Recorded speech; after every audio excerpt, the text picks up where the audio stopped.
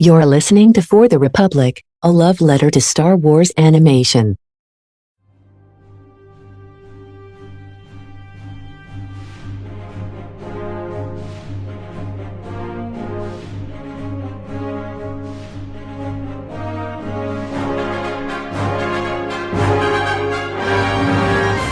Hello there.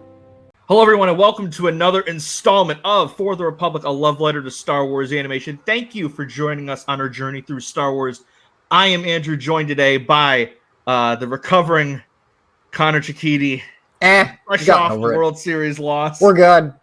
Look, I'm happy for Dusty Baker. Couldn't give less of a crap about the Astros winning right now, but I'm happy for Dusty Baker. I watched the man finally a little bit of whatever game it was before they had the 2 in a row in Houston. Was that 5 then? Yeah, the Chaz McCormick catch game. And I saw the guy on the Astros. It was like 5'6", and I was like, whoa. And then I saw he was like their best player on their team, and I was like, dang. But like, no, poor you. To all my Phillies mutuals, I apologize.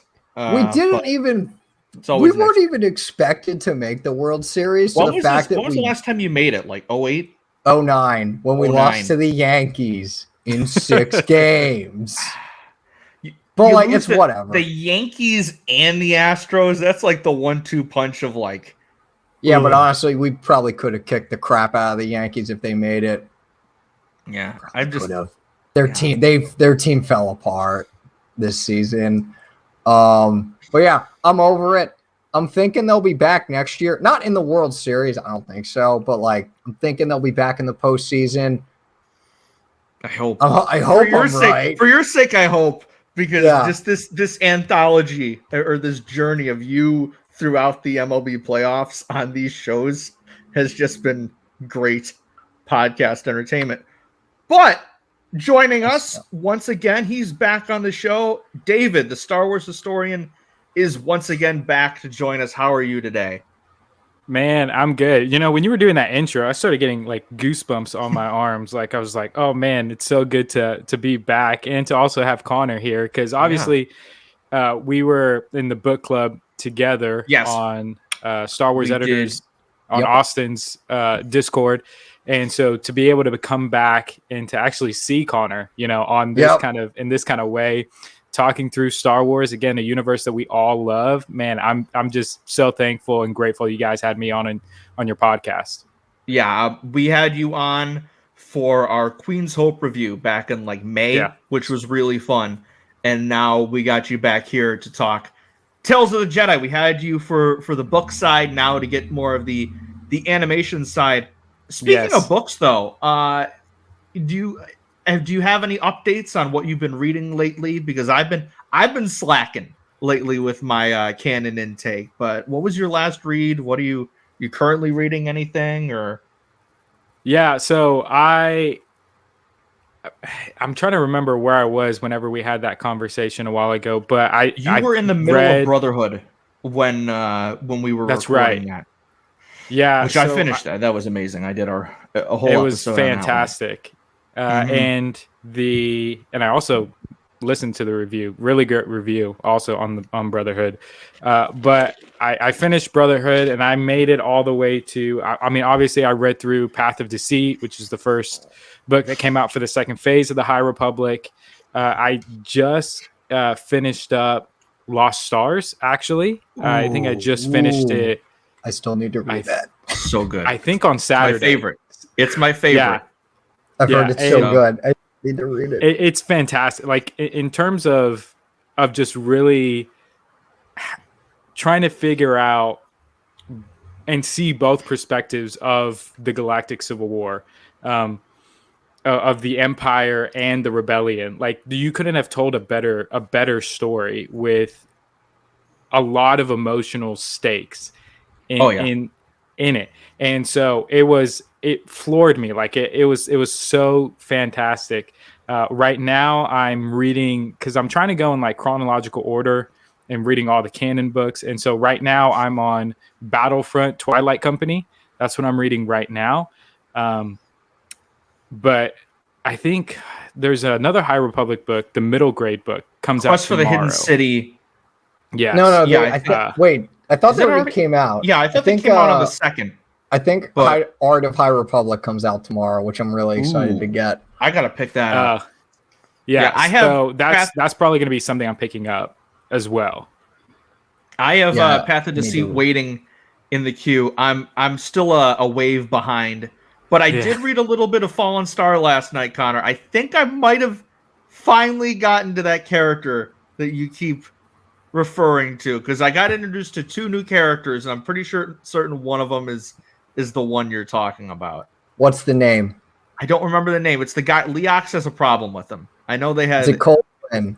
Yep. Yeah, It's him. he's the Yeah, dick. but- I oh, fucking man. hate that guy. I Yeah, hate that guy. He's the worst. He's the worst. You will get to a moment with him that is just Mhm. you know exactly. I think I'm you know what moment I'm talking about, David.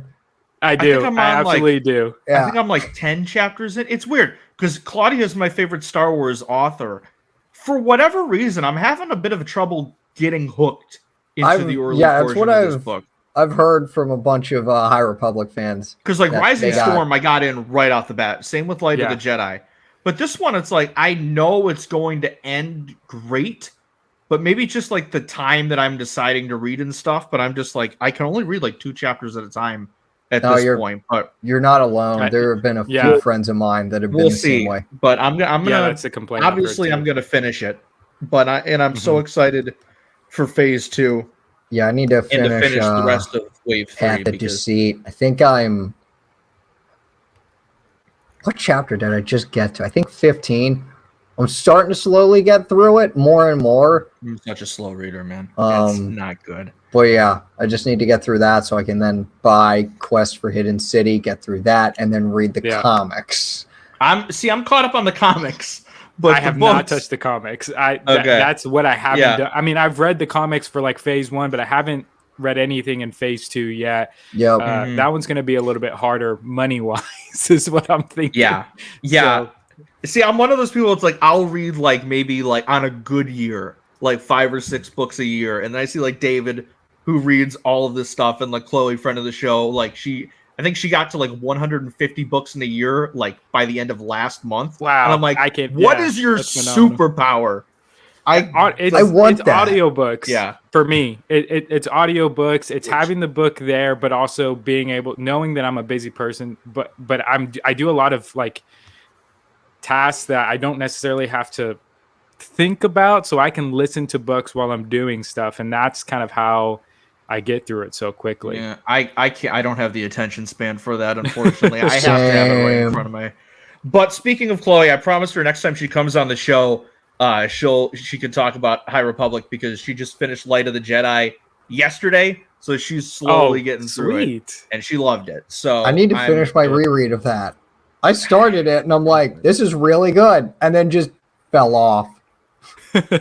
It's damn good. So what we're gonna do for Tales of the Jedi is, well, the tentative plan. We'll see how the episode goes, but the tentative plan is we're gonna split this down the middle, do one on Ahsoka, one on Dooku. Obviously, you're listening to whatever one we start with, and then at the end of our second discussion, we're going to do a bookend on our overall thoughts and what we would like to see maybe from the future of this Tales of the Jedi concept if we do get more down the line, or similar stories to it down the line of them continuing to use this anthology format.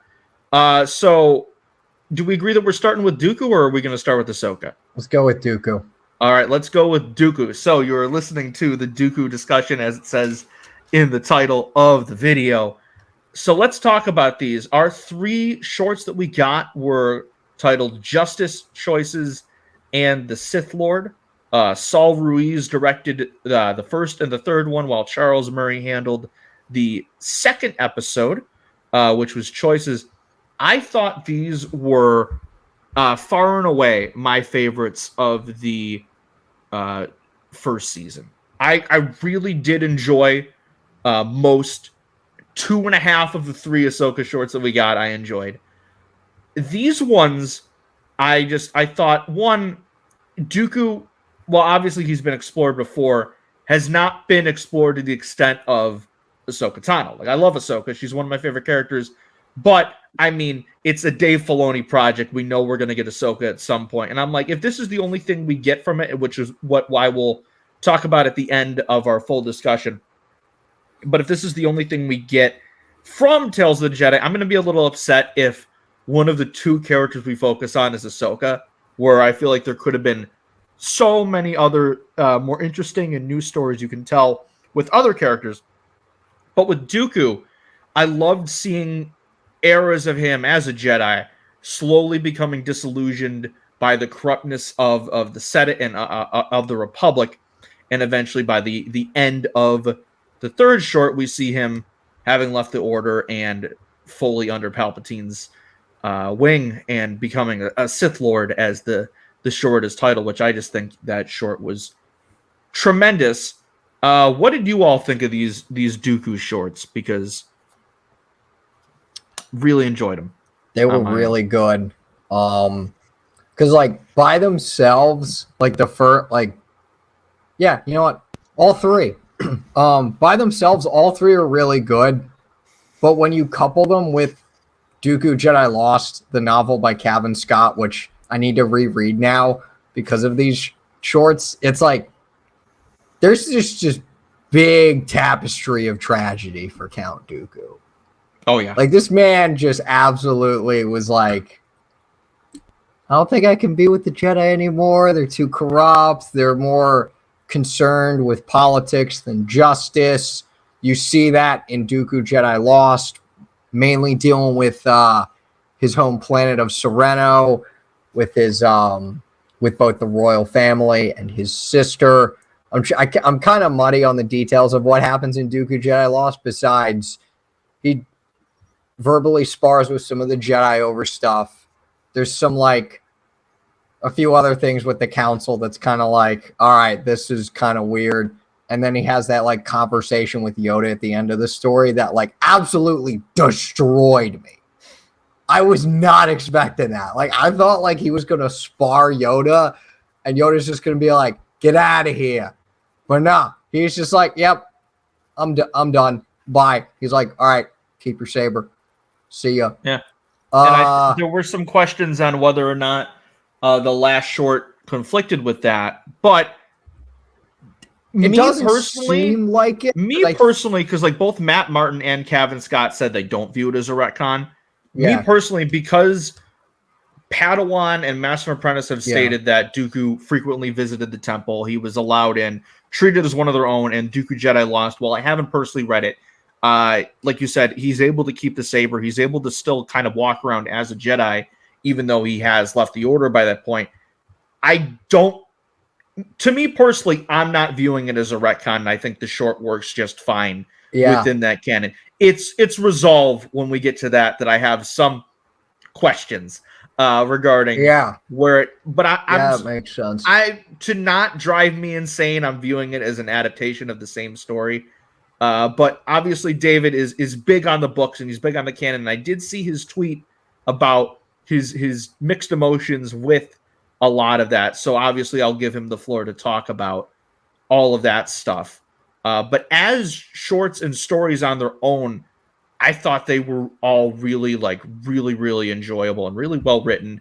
The animation was off the charts, like as you are coming to expect with the season 7 Clone Wars style. Like I feel like it just gets better every time I see it. And just getting to see the early life of Severus Snape, I mean Count Dooku, on display here, because that voice Corey Burton uses, man, it's like that's Snape, especially in the first short where he's got the clean shaven like look and doesn't have the beard. I'm like, dude, that's just Snape as a Jedi. Like, and yeah, no, definitely. But each one had like a very similar theme, and I do really like the way that both the Dooku shorts and the Ahsoka shorts kind of like fit as a narrative. Seeing these two Jedi leave the Order in different ways, and they do have very similar narrative themes throughout, connecting to their characters and their journeys. But they both are like polar opposites of what a Jedi should be by the end of the day. Like Ahsoka leaves the Order, but she's still sort of that personification of good and of the light side. and they both have the mistrust of the council, whereas Dooku, the corruption, like the stuff that he's fighting to get rid of, ends up corrupting himself, and the dark side gets the better of him, as we see with just the incredible duel at the end with Yaddle, which I'm never going to forget. Just watching it again, I was like, this is just so good. But when we get to that first short, first of all, hats off to the voice acting team for casting Liam Neeson's son, Michael Richardson, as young Qui-Gon Jinn. Just perfect casting all around. And it looks like a younger Liam Neeson, the model they chose, which I really enjoyed it. And it still felt like the same character. And it was great seeing this type of story of Dooku with a younger Qui-Gon on a mission. Is this, correct me if I'm wrong, but in terms of like live or like visual media, so not counting the books or the comics for Star Wars, is this the earliest story in the timeline that we've ever gotten on screen? Because this has to be what, like 30 years before Phantom Menace? If you had to guess. I'm trying to think of anything other than let's see. Clone Wars. Let's see. Okay, what do we have? Okay. So we've got Clone Wars. We've got obviously the movies. On screen, we've got Clone Wars, Rebels, Resistance, Bad Batch, Kenobi, and Andor. So yeah, no, this has to be, unless the flashbacks. Well, no, because this had to have been multiple decades before Episode 1, and that flashback in Andor was probably like in the gap between Episode 1 and 2. If I had to guess. Yeah, I think it is. So, So this is like the quote-unquote earliest. Yeah, so this would be the early. Yeah. I mean, Acolyte is obviously going to... It's going to change that. Because I think that's 100 years before Episode 1. It's like 80 to 100. 20. I thought it was 20. No, because the end of the High Republic is like... They've said the High Republic era is from... Well, now that we know it's from like... 300 something, 380 I want to say, or 382 382 BBY to when is Phantom Menace again? 32 BBY, something like 82 that. 82 BBY I think it is, because I think they said it's like 50 years before. 1. I want to say so. Let me check. So is the Acolyte 50 years before Phantom Menace, or would it be... I think they said 80 to 100, which is weird because they did say it's going to be set in like the final days of the High Republic era. So it's like, what's the consensus here? Okay, so Wikipedia says approximately 100 years before the Phantom Menace. So or the Acolyte. Okay. This, I'm guessing. I mean, we don't get set timelines, except we know that the Sith Lord is during the Phantom Menace. But I kind of assumed that Choices was about 15 or 20 before Episode 1, and this first one had to have been like 10 years before that. So what is it? How old is Qui-Gon when he dies? Is he in his 50s? He's got to be in his 50s, actually. Yeah. And he looks like he's in about his 20s in the first short. Yeah. So yeah, probably about 30 years before Phantom Menace. I like how we're doing Star Wars math on the show, but like this is important stuff. Okay, so he was born in 80 BBY and he died in 32 BBY. So what 52. 52? Yeah, he's about 52. Yeah. Okay. So yeah, he was born 2 years. So yeah, the end of the High Republic era is slotted as 82 BBY right now. So now what do they say? 100 years for Acolyte from Phantom Menace, so that's 132 BBY. So Wikipedia has the timelines for these as Justice is between 68 and 42 BBY. Choices is between 50 and 42. And then the Sith Lord is obviously 32.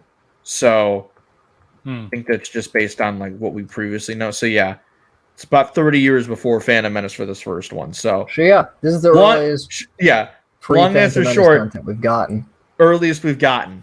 which I think is very cool to just see the state of the galaxy in different areas. Just seeing even this early, like in the High Republic, obviously it's like the Jedi are in their golden age, and even the Senate seems a bit more like proper and less corrupt. Yeah, and the Jedi aren't prequels. As intermingled with them. Yes, exactly. They're not like we are all the Republic. The Senate. We're all the Republic. This we do see like the early stages of what it's like in the prequels, getting to see the senator really just like neglecting its people, abusing them in a way, whereas the people need to rise up, and they feel the only way they can do that to get the attention of the senator that's supposed to watch over these people is to kidnap their son. And like the senator is like the son is barely aware that like this town is falling apart, these people aren't getting food, they aren't getting the supplies they need, their town is broken, they're struck with disease and sickness, and he's like, oh yeah, we just live in like the higher parts of the planet, and then we were off on Coruscant, so we never see this stuff. And it's like very telling commentary on certain political figures of the very little they do for their own people. Like I said, Star Wars never subtle with its political messages. You can always, but like, do you know, Andrew, Star Wars isn't political? Sorry, it's not political. I forgot about that. It's not at all. It doesn't talk about the current state of our world ever. No, it's never done that. It didn't do it in 77, and it definitely doesn't do it in 2022. This is all new stuff. But no, I really liked getting to see it and getting to see the early bits of Dooku dipping into that dark side. Yeah, he almost chokes the senator to death, and I like how Qui-Gon has to kind of pull him out of there, and they have that really great interaction where Dooku's like, "Oh, you're a much better man than I am, Qui-Gon Jinn," which I was just like, their master-apprentice relationship is something I've always been very intrigued by, because we really have only ever seen Dooku, at least in the canon, as this Sith Lord. And then obviously Dooku Jedi Lost was the first tidbit into him as he was getting away from the Order. But it's only been stuff we've been told about. So getting to see that, I really liked seeing their dynamic. It was very nurturing. I found it like Dooku very like much cared about Qui-Gon, especially in that last short. Like that his death got him. But as you were saying, no, it just kind of reinforces their dynamic in Dooku Jedi Lost a bit. Like, as far as I can remember, there was like a pretty central interaction between Dooku and Qui-Gon when Qui-Gon was an apprentice, and like Dooku was trying to teach him. He was using an unorthodox method to try to teach him like how to resist pain as a Jedi, and it was very like, it was kind of on the this could technically be a legal side of using just Jedi training. Yeah. But from what I could remember from Dooku Jedi Lost and what we got in that short, they kind of fit together. It kind of flows together. The one thing that I am just thinking about it now, the one thing I wish we had a little bit, and I did love the scenes with Yaddle, but I wish we had a scene like we did in Dooku Jedi Lost of Dooku and Yoda interacting and getting that master and apprentice relationship on screen. I think we do get it in Jedi Lost a bit. We do. Yeah. We do. We get it a couple of times. Okay. I need to reread this book. I know really Yoda didn't have any dialogue here. I don't know if that's just because, obviously Tom Kane sadly had to retire from voice acting, and maybe Frank Oz wasn't available, or they just don't know what to do with the voice of the character going forward. But I would have loved a little scene. I do. We see him. I did forget about that. In Practice Makes Perfect. But that's all we really see him in these shorts. So I would have loved to have seen just a little scene in there, maybe in the the Mace episode or the end of this one. But again, I did enjoy the new characters we got. And I actually really like, shout out to the Senator's son, voiced by Josh Keaton, who voices Peter Parker in the Spectacular Spider-Man show, which is a new favorite of mine. But I really did enjoy this first short. It was probably my de facto least favorite of these Dooku ones, just because I thought Choices and the Sith Lord were so damn good.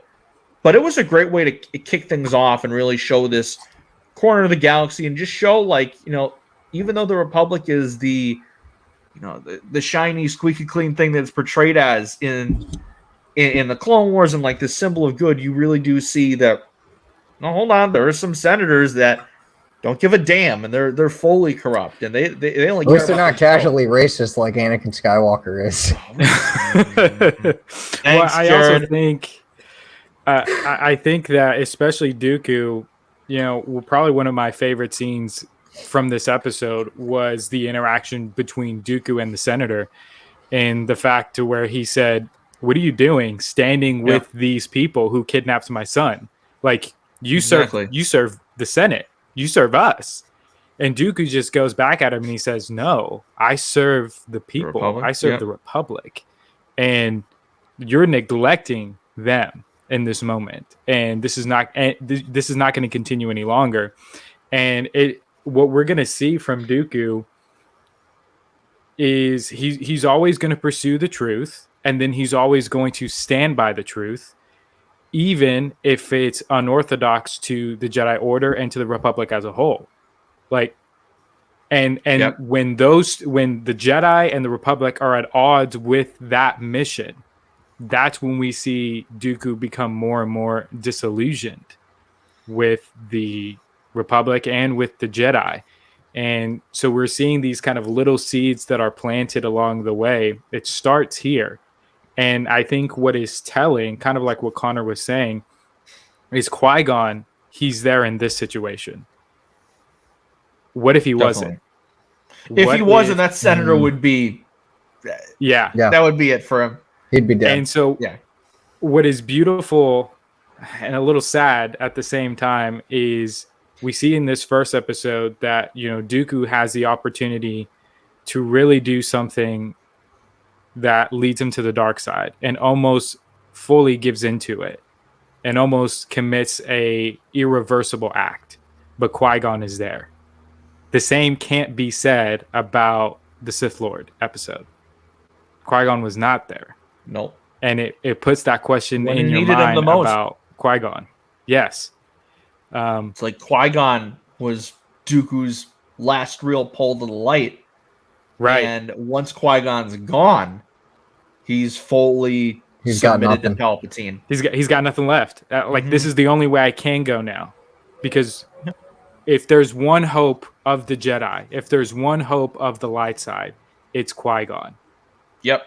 And there's even that scene where it's like when he's talking to Yaddle, and he's like, "Oh, I'm worried," or no, I'm afraid, and she's like, "You know, you can still come back because I'm afraid it's too late for you, Master Yaddle." And then he ignites his saber. Also, shout out to Dooku's Jedi lightsaber. Like, it's just a little bit different than his Sith one, which I really appreciated. They had the replica up for pre-order and it's sold out. So my wallet has been saved for just this once. But I think it's at Galaxy's Edge, so I'm gonna try to see if I can get my hands on it. So also, shout out to Bryce Dallas Howard. Oh my god, yeah, she was fantastic in this episode. The Sith Lord, like, in full, shout out to her because she killed it as Yaddle. Like, I thought her directing was off the charts good with Star Wars, but her voice acting is just as good. She is that character.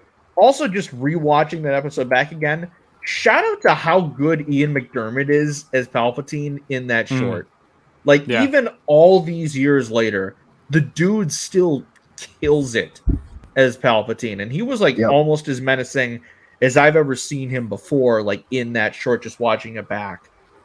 Just the way that he's so very clearly manipulating Dooku through it all It's bone-chilling stuff.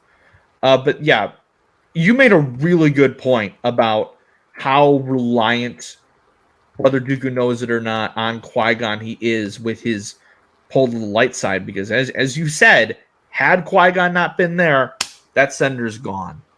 And we do see in the second short the clashing, even though they're friends at this time. It really puts the Duel of the Fates Dooku in another perspective. Yep. Really puts Very it in much another so. perspective.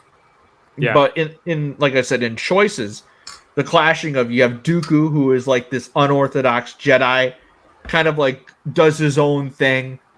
And then there's Mace Windu, who is the most like by the book, like rules, gotta have the council's approval on everything. One of David's favorite characters. He's Big not, Mace Windu guy. He's 100% not my favorite character. Man, this episode. So tell us about your thoughts. Oh man. Okay. Here we go. Are you ready for this? Star Wars fans, this is it. Okay, this has been a long journey for me in terms of where I've landed in terms of Mace Windu, because obviously as an inexperienced young man, I hated Mace Windu with a burning passion, thought that he was the reason that the Jedi fell.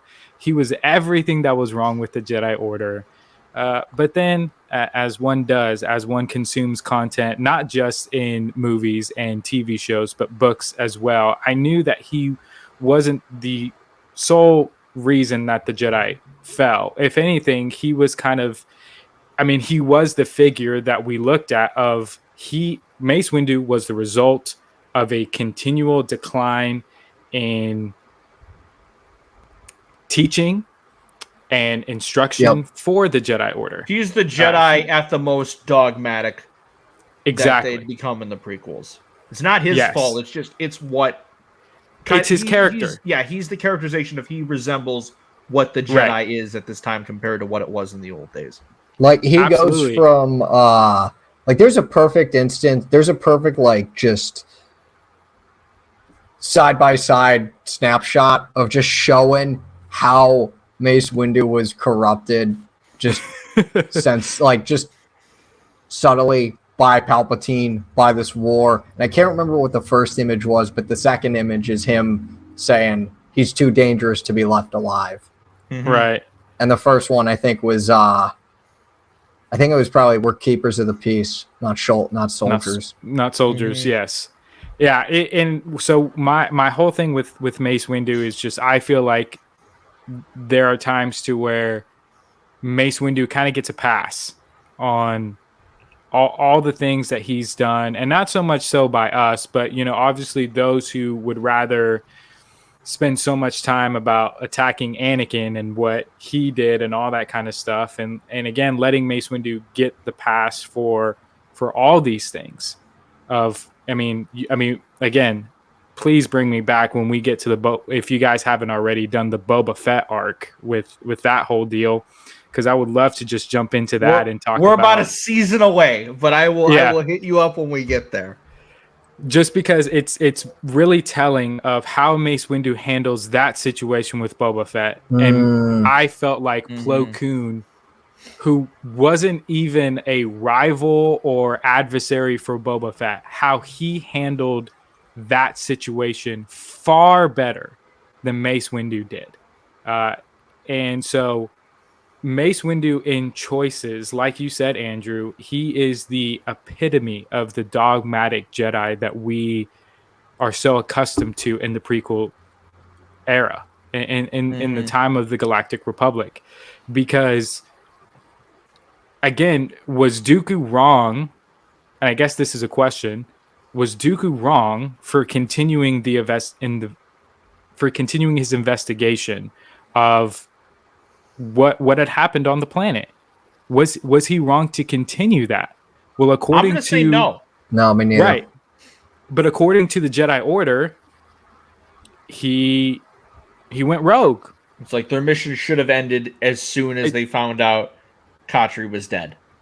Right. And Dooku wanted to go further into it, and then ended up leading to one of the guards getting killed. And then there was that talk in the prison which I thought was like the first little hint at the Separatists, which the fact that it takes place on Raxus is a bigger bonus because that ends up being the Separatist capital, which strangely enough, I feel like they don't like bring up much in Clone Wars. They really don't, because like I always forget. Yeah, they had that whole episode in the Bad Batch about it being the Separatist capital, but then in the Clone Wars, I barely remember it being brought up that much. I mean, we're kind of doing a podcast on that right now, so I mean, we'll get to that hopefully eventually, but that's definitely been something they've emphasized like later on, that this was the Separatist capital, but I'm pretty sure that was always the point. But yeah, no. Right. So yeah, Mace Windu, like you said, at this point, you really do see, because Dooku went on his own and continued the investigation in his own little way. They're like, okay, we're gonna give, this was your test, so we're gonna give the council position to Mace and not you. Right. We're gonna pass it over on you. And then they have that little tense moment at the end of the episode, which now the whole "this party's over" scene. It's got a whole lot. Got a whole lot more to it. Which I still love that scene. How do you mean? Well, just the fact that they have way more history now between Mace and Dooku. Like, yeah, I mean, because you. Oh yeah, that's right. That's right. Yeah. Like you see in this moment, after this conversation at the end between Dooku and Windu, their relationship is never the same. No, like, definitely not. There is a lot of respect lost there. And again, another kind of opening of the door for Dooku to go out, because he was like, so I brought justice. What the Jedi are supposed to stand for is to enact justice, to investigate and bring justice to the Republic. Yeah, I did the right thing in exposing the actual murder of who was behind everything that was going on. But because I didn't do it the way that you liked and the way that you have done it, you're going to stand and you're going to appoint a person who really did nothing. Yep. I did all the work, and you're going to put this guy who did nothing and elevate him just because he makes things a little bit easier for you to deal with in the Senate or with whoever. Which is something I always I never thought about. How does Mace Windu get his council seat? I never thought about that. There we go. He takes it from someone named Katri, which cool design, right. But I'm pretty sure that's the first we've heard of the character. Now, but you do definitely see that relationship change, because at the beginning of the episode, they do kind of have, even though Mace is still like Mace, they do have a couple like lighthearted, like kind of like banter, good camaraderie scenes. And there's definitely a little bit of camaraderie there, like not to the levels of, say, Anakin and Obi-Wan, but like you can definitely tell there's a friendship there, and you kind of do see Mace lighten up a bit that we barely ever see. And then by the end of the episode, it's just, oh, the council gave me the position, and then they have the exchange at the end, and then the funeral.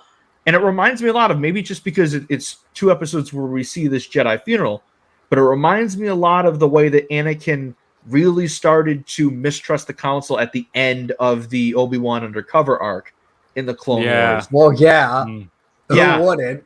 Because I know they go ahead and they do this without his knowledge, and from that point onwards, both characters start to look at the Jedi and at the council in a different way. Whereas the first short for Dooku, it was like, okay, so I'm starting to mistrust the Senate.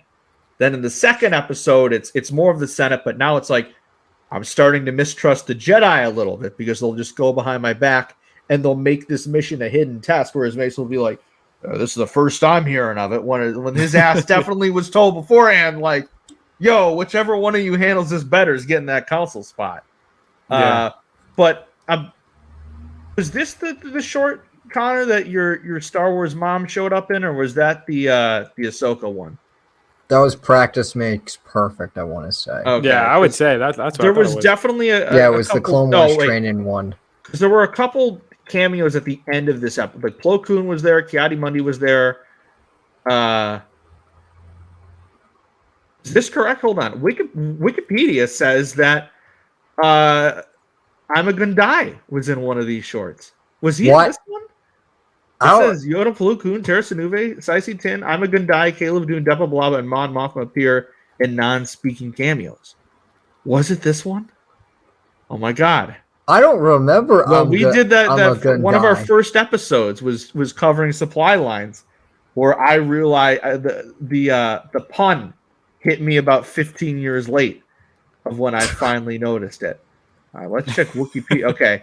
Wikipedia, okay, it does not have him in the appearance, but maybe it's just one of his species then that was in the funeral scene.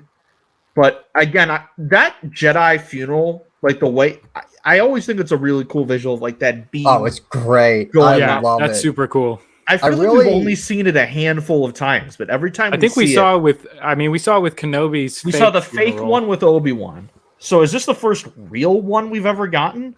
Or what about all the ones with when they had that bombing that Ahsoka was accused of? Yeah. No, you're right. You're definitely right. I think maybe that was it. But I think those are the only 2 times we've seen it other than this one.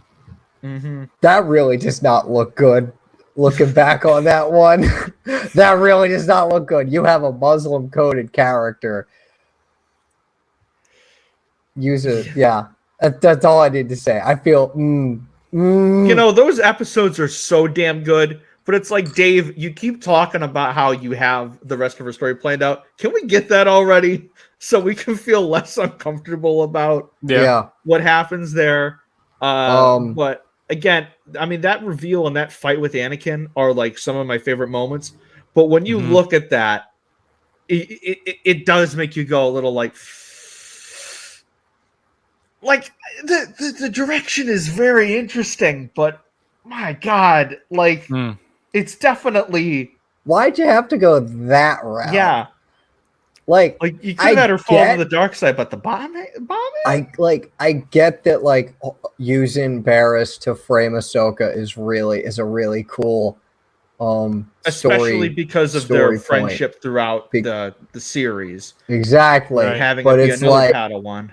A bombing, really, post 9/11 world, like, come on, Dave, you're better. Than that. It sounded like a good idea at the time. Just at the time, it's like, oh, that's a really cool twist.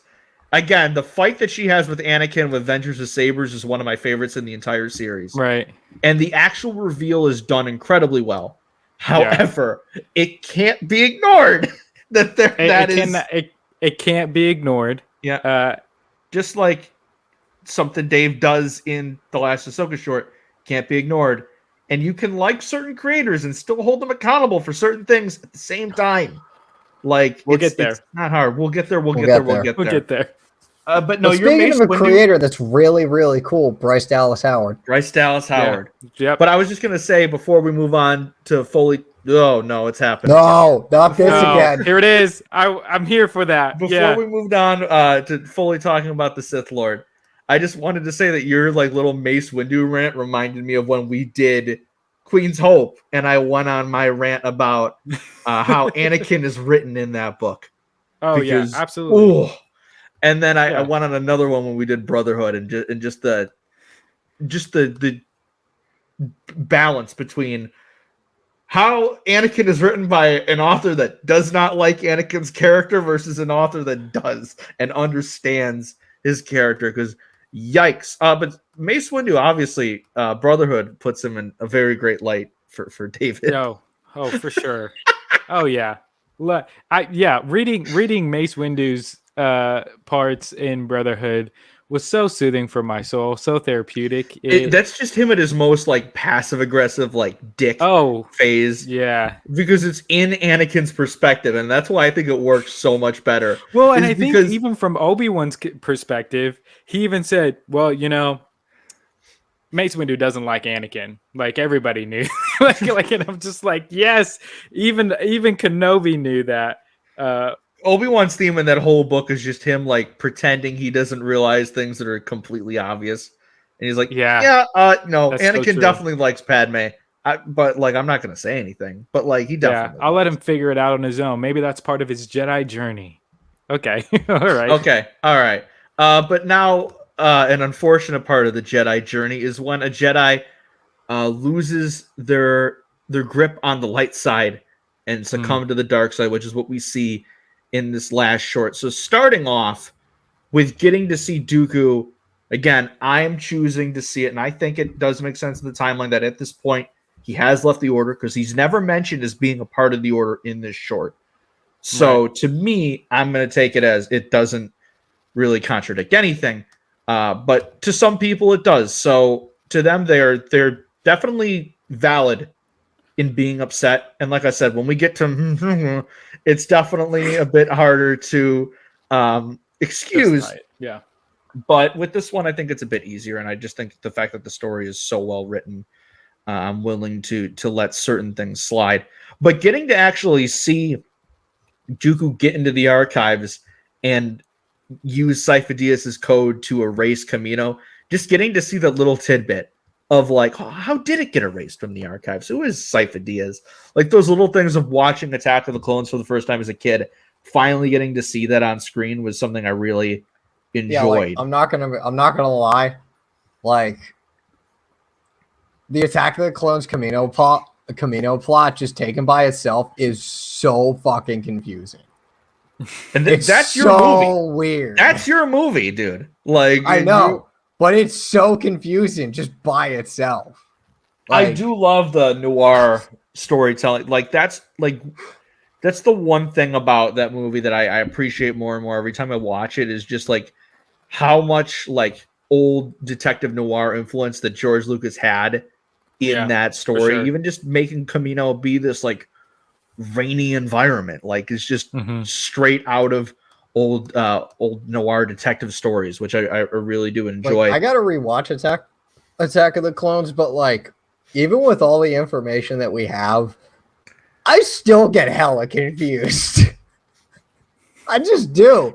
20 years after the movie, it's like, okay, how is it not in the archives?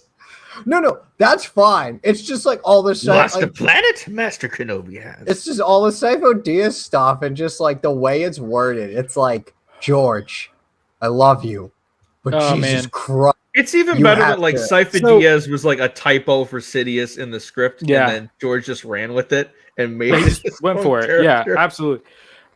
But you know, and again, we're not at this part of the episode and kind of talking through this, but like I feel like that's something that we need to explore. We need to explore Sifo-Dyas' story more and color in a little bit more of those lines of just, okay, I mean, we knew from Dooku Jedi Lost that he was plagued with visions that really just harmed him mentally, spiritually.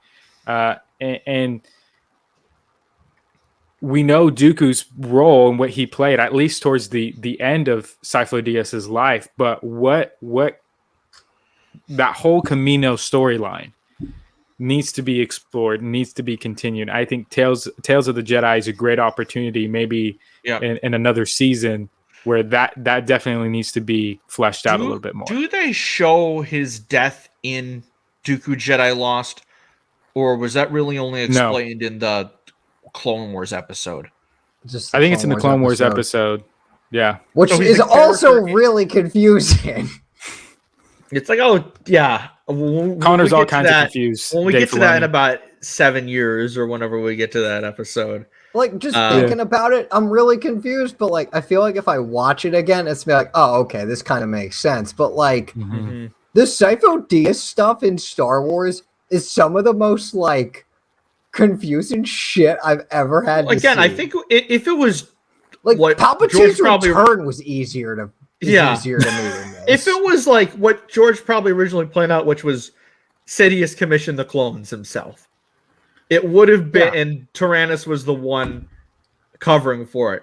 I feel like that would be a lot easier than now we have to create an entire other New Jedi. and give him a whole backstory. Well, again, it was just a typo, and then George said, George was "Oh like, man, this is hold on cool. a second. All right, I'm gonna run with Sifo it. Dyas? All right, here we go." Kind of like that. That's what I'm gonna do. If whenever I start writing Star Wars, is if I just accidentally misspell my main character's name, I'll be like, hold on, let me roll with that. That's what happens with just Star Wars: The Old Republic game. What do you think I just type in happens her with name, misspell it. SWEF? Oh, that's good. That's half the stuff we deal with half the time. Like, we'll misspell characters or planets or whatever. It's like, fuck it, we got a new planet. We got a new planet. Yeah, here we go. The galaxy's big enough. There could be another one in there. Screw it. But no, getting to see this, I thought was great. And then, first of all, Jocasta news sighting is always appreciated. I was definitely shocked because, like, even though I knew, like, oh, he still can go to the temple, I think being able to see it through Dave Filoni's eyes versus just, like, we haven't really seen it before was interesting to me because, like, after I read Dooku Jedi Lost, and I don't know if this was the same for you, David, even though they said, like, oh, yeah, he's still respected in the Order, he was still, like quote-unquote a Jedi. I can't even remember the terminology, but, like, I kind of would just always had the thought that he was just kind of like not really an outcast in the case of like you're barred from the Order, but it's just kind of like no one. He was kind of like that weird kid in school that like everyone knew who he was, but they didn't really talk to him. That's kind of like how I perceived it. So in the early bits of Padawan, because I only read about 5 chapters in it before I started Fallen Star. They really like because whenever he shows up, all the Padawans talk about him. Like, oh, that's Dooku. He used to be after he left the Order, and they start because there's word that Qui-Gon is gonna leave the Order, and then all the Padawans kind of like get on Obi-Wan for that. And I really got to finish that book, by the way. It's good. It's pretty good. I gotta get it. For me, it was interesting seeing Dooku back at the temple. I mean, because again, it's explained in Padawan that he does go back and he visits from time to time. But if you just read Dooku Jedi Lost, you would almost be surprised that he does go back because of how his final conversation with Yoda goes in terms of I'm leaving the Order because of this reason, this reason, this reason. And because none of these are ever going to change, I'm out. Which is kind of why I think that we don't see Yoda in these 3 episodes. At least that's instead. That's why we get Yaddle instead, because to me there's a rift between Yoda and Dooku. There is just an unspoken, not hostility, but just, there's differences there. They just hold to different philosophies, different ideologies, and they really don't want to revisit that and talk through those things. At least that's what I think. And so for Dooku to actually come back into the Order and to visit, for me was kind of one of those things too, where I would say something's going on, but that's me knowing his story. With everybody else, it is like, oh, is he recruiting for, I heard that he's going to create his own order of Jedi and do his own thing with his own philosophy and all that. Is that why he's here? And it's always interesting to see that. But I think in this episode, with his conversation with Jocasta Nu, as short as it is, again, reveals a lot about the Jedi. Because then we get to see, Dooku's like, why is this place buzzing? Why is there's this kind of energy here? And it's just, it's because you're old Padawan. He claims that he fought a Sith Lord. He claims that. Qui-Gon's always had a big imagination, just like you, which Dooku's mind's like, what the fuck? I didn't fight Qui-Gon. But he gives them this kind of like slight in, just saying like, which becomes less respected or something along those lines, like every day in these halls. Like, I remember the line you're talking about. It's so I can't remember what it is, but it's something about like imagination not being a thing really for the Jedi. Yeah. It's not respected. It's not valued. All that kind of the stuff. episode about 45 minutes ago, and I'm still blanking on it. But no, I did love it. And again, we really do see just the importance of Qui-Gon for Dooku. That once he's gone, like that, like last semblance of maybe I can go back is just gone. Like at that point, he's like, no, I am hooked into the dark side, whether I like it or not, and I'm right under Palpatine's thumb. But again, for getting Liam Neeson back as Qui-Gon, like we had him earlier this year in Kenobi, and it was wonderful. But the dude is just on it every single time, and just getting to see that one last time, was great. And this is the first real scene that we've had of like Liam Neeson with Dooku. I think we did have the like there's that kind of interaction in like Yoda's vision in season 6 during the Lost Missions. Like we got that. We did get to see the tree this time. Yeah, it is a shame that like it is a shame that we'll never get like the true interaction because Christopher Lee sadly is not with us anymore. Right. But like Corey Burton is essentially the character at this point. So it was very nice. And just a little line about how I would love to meet your Padawan someday. You always speak highly of him. Makes their scenes in Attack of the Clones that much better. That much more significant. And then the Qui-Gon Jinn will never join you. And then even with later in the episode when Dooku and Palpatine are talking, it's like, oh, he would have made a powerful ally. It's like you just see how much Qui-Gon meant to Dooku, to where like yes, he was like the reason that he wasn't fully immersing himself in the darkness at certain points, but he believed that like he probably hoped that he'd be able to bring Qui-Gon over to this new separatist cause, and like would he or wouldn't he? Like that's like another like question you always have with Star Wars fans, and like I'm personally of the belief that I don't think he would have, but there's definitely a discussion. It probably wouldn't have been a complete like black and white yes no type of thing. Like it probably would have required deep thought because he did have those unorthodox ways like Dooku did, though not like dipping into the darkness like Dooku often did. So those scenes really got me, and then like you said, the tree. Oh my god!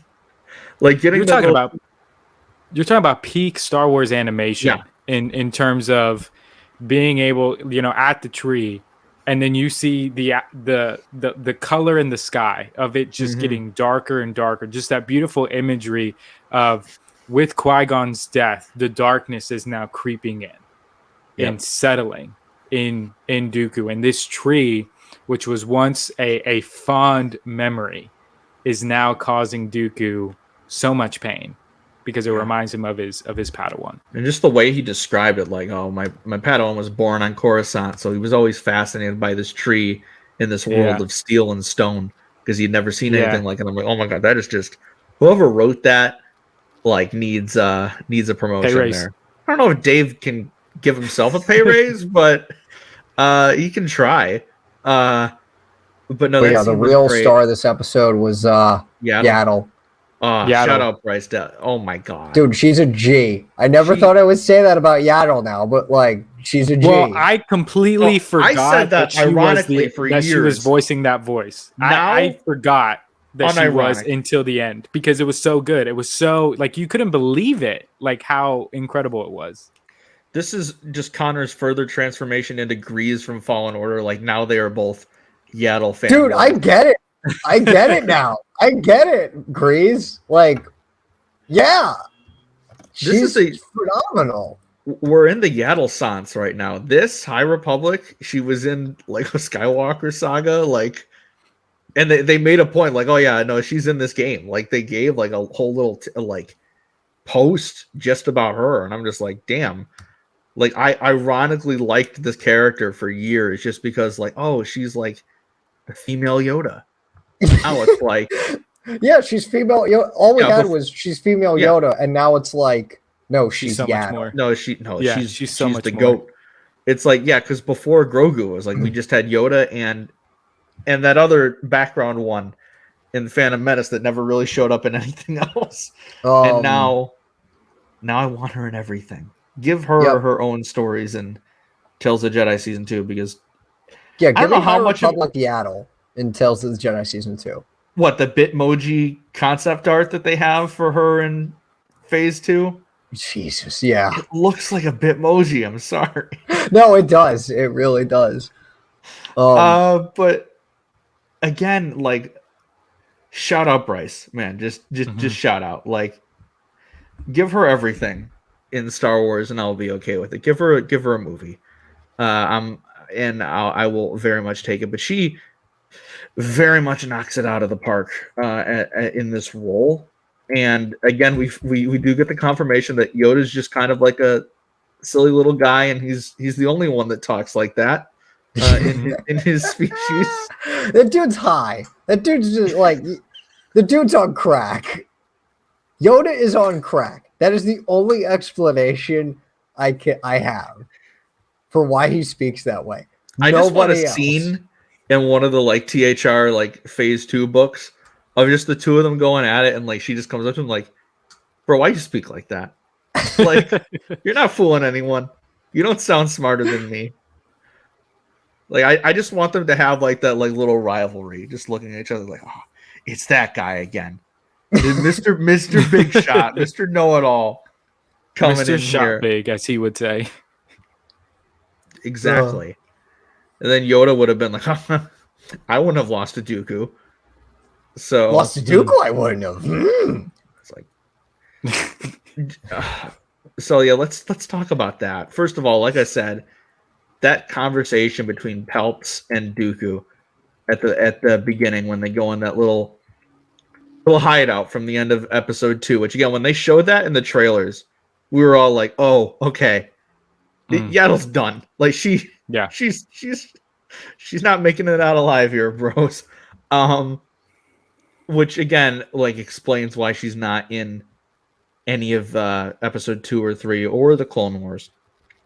And I'm wondering if this was something that Dave had always had in mind, because I know, like, when he was describing not just Dave, the creation of this show, anyone else did. He talked about how he's had a lot of these stories in mind for a while. There was just no means to tell them. Obviously, the last Ahsoka short was when he wrote those cliff notes for the novel. He adapted them into what we see here. Whether or not we'll talk about that when we get there. But you can tell a lot of these stories he's probably envisioned for years. So I'm wondering if like he was like, okay, when they were like, oh, do we want to include Yaddle in Clone Wars? It's like, no, but there's a reason for it, and I'll get to it someday. So I'm wondering if that was the case. I know in Legends, let me just double check, because I'm pretty sure she dies during the Clone Wars in Legends, but in both canon and Legends, I know she steps down from the council after episode 1. Yeah. Now we know she didn't make it that far afterwards, but too soon. I know that she died. So she died 26 She sacrificed BBY. Herself. So yeah, so she dies on a mission with Kenobi and Anakin, and sacrifices her lives to save the people. So, and then that's how Shakti gets her council spot. So, again, I think I like this version better, because I think Dooku being the one to take her life, one, just gets him to the point of no return, right, with the dark side, and really proving his loyalty there. It's like he's stuck between the Jedi and Palpatine. It's like Sidious has so much control over me, whether even the looks like you betrayed me, like just the little things like that. And just a great line was when Dooku was like, are you questioning my loyalty? And Palpatine just goes, always. Because that's the way of the Sith. The Sith are always like in this battle between one another of trying to who has the most power, who's going to overthrow the other one. And we definitely see that on display with both Vader and Sidious. So getting to see it here with Dooku, I thought was great. which we do see in Clone Wars, but we also definitely see it like with Dooku and other characters, as we've discussed. Kind of like whenever like there'll be a Grievous episode, I'm like, oh, there's been a great success, and then Grievous will like, oh well, the Jedi didn't get out alive, and he's like, you continue to disappoint me. And it's like it's always room for improvement. It's like he gets it from that freaking hooded bastard. Like it's always on display there. But this duel, man, like oh yeah, oh my god, seeing Yaddle duel is like, it wasn't super surprising to me. I don't know why. No, like seeing her duel, I wasn't like thinking that, oh yeah, this is the first time we've seen this happen. It just felt like something we've always seen to me. Because again, it was one of those things, like, to me, it's like when you have that revelation that like Quinlan Vos was only in one episode of the Clone Wars, you're like, really? Like, I feel like he was in the show the whole time. Like, it was one of those things where it's like, memory-wise, you just kind of always like, you're like, oh yeah, this definitely, like, this is something we've seen before.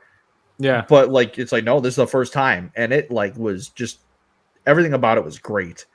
Well, I was just going to touch on this detail, probably differently than what you guys might touch on, but man, the score in this scene. Yeah. I was just about to say, shout out Kevin Kiner's score in this episode. It's phenomenal. This scene is so good. Like getting a Kevin Kiner score again. Oh, I've missed it. It's been a minute. I have very much missed getting that man's music in my life again. But release the Rebels soundtrack, please. They literally released a soundtrack for this show like a day after it came out, and like we're still waiting on season 3 and 4. But I don't know, it's in the vault somewhere. Just release it. Literally wouldn't take that long, I don't think. Just like, all right, yep, no, here absolutely you go. Not. Like they just don't. I don't think they just delete that stuff. Like it's definitely on a hard drive somewhere. And you could literally just probably pull it from the episodes. Like Kevin probably has his own file on his HP computer. Like, come on. He's like, all right, just do it yourself. I'm vibing to the season 3 and 4 soundtrack. Like right now, it's like, oh, they haven't released it? Like that's kind of weird. But no, like again, the score was great. The themes, the thematic choices in this duel itself were just great. And then him closing the door on her is almost to say, like, all right, I'm closing the door on the Jedi, on the light side. I am a Sith now. And her pulling it back up. Holy crap.